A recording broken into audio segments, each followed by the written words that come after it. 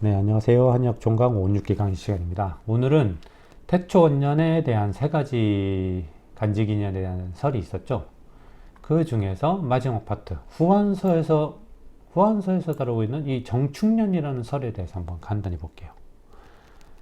태초원년이 정축년설은 후한서입니다. 후한서. 그래서 이거는 간단히 볼게요. 후한서 윤력지에 대놓고 이렇게 나와 있어. 태초원년은 태세기년법을 기반으로 정축년에 해당된다고 나와 있지. 그래서 이거는 완벽하게 동일한 문장 구조가 있었죠. 바로 전 시간에 했던 거. 요거잖아. 사기세근. 여기선 한서 윤력지에 따르면 태초원년은 태세기년법을 기반으로 병자년에 해당된다. 이렇기 때문에 이 뭔가 설들이 생겨난 거야. 이 설에 대한 설명을 하기 위해서. 자, 계속 봅시다. 후한서 윤력지예요. 이것도 다 후한서 윤력지. 정축년에 대해 주장하는. 이번 내용은 뭘 주장하고 있냐면 여권이 되게 다양할 수 있다. 그리고 태초력으로 계력된 배경에 대해서 이번 항목에서는 제시를 하고 있는데 한번 볼게요. 자, 황제가 역을 만들면서 신묘년을 여건으로 삼은 이래 전욱 고양시는 을묘년을 여건으로 사용했으니 진을 계승한 한은 건국 초기에는 진에서 채택되었던 전욱력의 을묘년을 여건으로 그대로 삼았으나 자, 태초력 계력 사유가 나옵니다. 한무제 원봉시기 BC 110에서 105에 이르며 이를 기반으로 규정된 역일과 천상이 정밀하게 부합되지 않는다는 것을 깨달은 거지. 아, 그럼 이거 뭔가 개정해야 될 필요가 있구나 하고 느낀 거지. 그래서 천문역법의 전문가들을 모아 술사를 그렇게 해석했어요. 천문역법의 전문가들을 모아서 태초력을 만들어 반포하면서 정축년을 여건으로 채택하게 되었다라고 대놓고 명시를 하고 있지. 이 후한서윤력지에서는. 그래서 이렇게 되는 거지. 여건도 정축년이면서 태초 원년 또한 정축년이 되는 거지. 그래서 이렇게 상원과의 연속성이 이어지는 거지. 자, 그러면 최종적으로 정리를 한번 해드리겠다고 했잖아. 여기서 정리를 한번 할게요. 저번 시간에 정리했던 내용하고 동일합니다.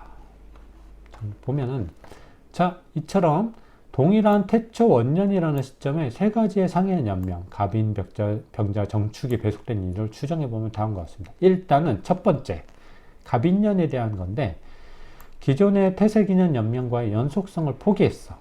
그 대신 최초라는 상징성을 추구했던 계력 초기에 인위적인 시도가 있었는데 그 결과물이 뭐냐면 갑인년입니다. 갑인년.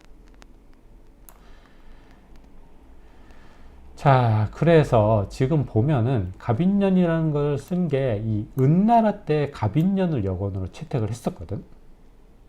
근데 이거 보시면 알겠지만은 뭐예요? 나라마다 이 여건으로 채택한 연도가 다 다르잖아.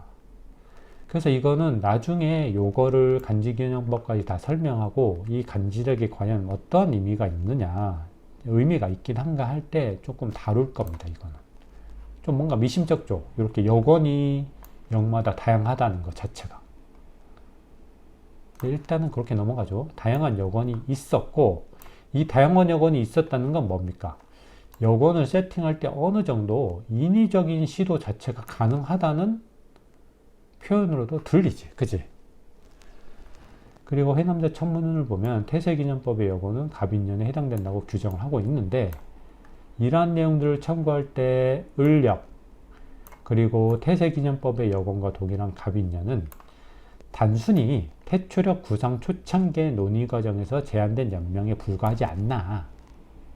근데 계속 사용됐던 태세기년과의 연속성을 포기할 수가 없거든. 그치? 이 태세기년과의 연속성 확보를 위해서 병자년 혹은 정축년 등의 후술될 연명들로 나중에는 그냥 수정돼서 사용되지 않나라고 추정을 합니다. 그래서 이거는 잠깐 그냥 제한된 게 아닐까. 상징적 의미를 위해서. 아시겠죠? 그렇게 넘어가면 되고. 자, 세수의 변경. 사기 세근이 나오는데 한무제 원봉 7년에 태초력으로 계력될 당시에는 주정에 따라서 자월이 세수였다.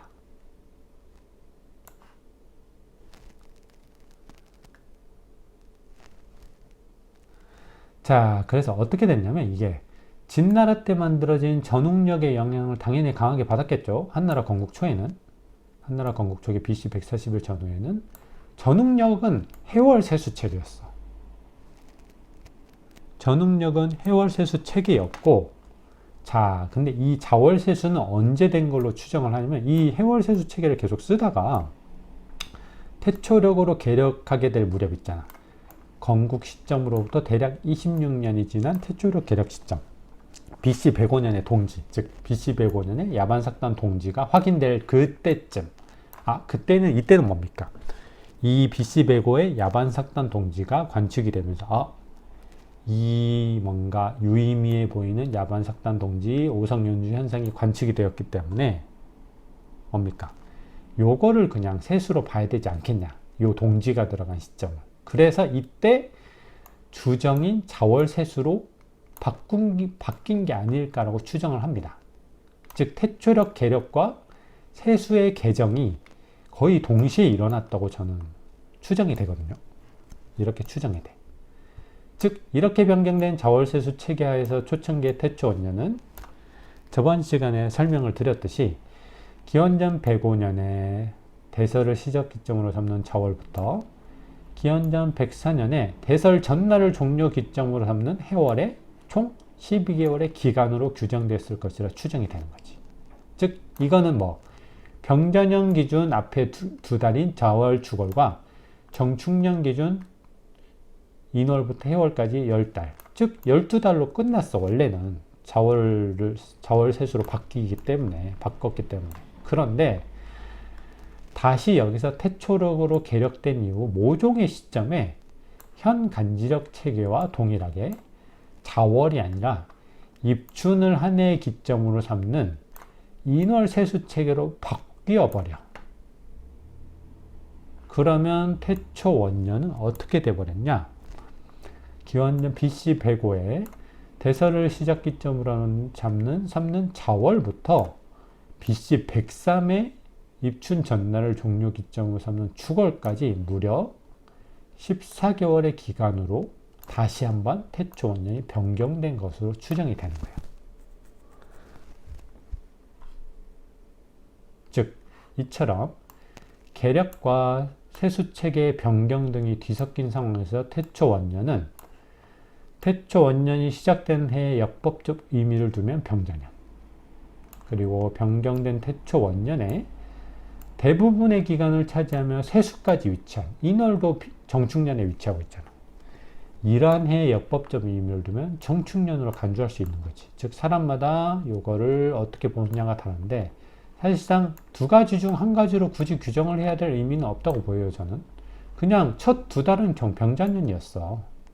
그리고 나중에 12달은 정축년이었고 태초 원년에 한해서 이러한 14개의 달로 구성이 되었다. 그 이후로는 계속 인월부터 축월까지를 삼았기 때문에 그 이후로는 계속 1년 12달 체계가 유지가 되었다. 이런 식으로만 정리를 하면 되겠지. 근데 이거를 굳이 하나의 해로 규정을 하려고 하다 보니 계속 어떤 설들이 생겨난 것 같고, 즉 이는 계력 당시 사용되고 있던 세수 체계, 자, 두 가지로 나눌 수 있죠. 계력 직전에 사용되고 있던 전웅력의 해월세수 체계, 그리고 계력 즈음에서 바뀐 자월세수 체계, 그리고 계력 이후 어떤 모종의 시점에 다시 한번 바뀐 인월세수 체계 간의 간극의 기인한 결과로 추정이 됩니다. 이렇게 병자년이냐 정축년이냐는 설들이 나온 거는. 아시겠죠? 이거는 저번 시간에 한번 예습 차원에서 정리를 해드린 거예요. 그래서 지금 이렇게 세 가지 설이 있는데 제가 볼 때는 이거는 중요하지 않은 것 같아요. 중요한 건 팩트지. 중요한 건 팩트야. 결국 태초 원년은 결국 어떻게 구성이 된다? 병자년의 자, 축월과 그 다음에 정축년의 인월부터 해월까지 총 14개의 월로 구성이 된다. 이게 사실 중요한 거지. 그지? 그리고 요 태초 원년 사이에 어느 시점에서 세수 체계가 자월에서 인월 체계로 바뀌었다. 요 정도 사실이 중요할 것 같아. 그지? 자, 그러면 이렇게 해서 이 태초력 계력과 관련된 첫 번째 쟁점에 대해서 정리를 마치고요. 다음 시간에는 두 번째 쟁점이 있어. 이 한서 윤력지에 나오는 알봉섭직격을 다시 얻었다는 의미가 있거든. 요것도 문구 자체로만 보면 왜 이런 식으로 써놨지 할 정도로 애매모호한데, 이것도 명확하게 정리해보면 아마 이해가 될 겁니다. 아시겠죠? 그래서 오늘 강의도 들어주셔서 감사드립니다.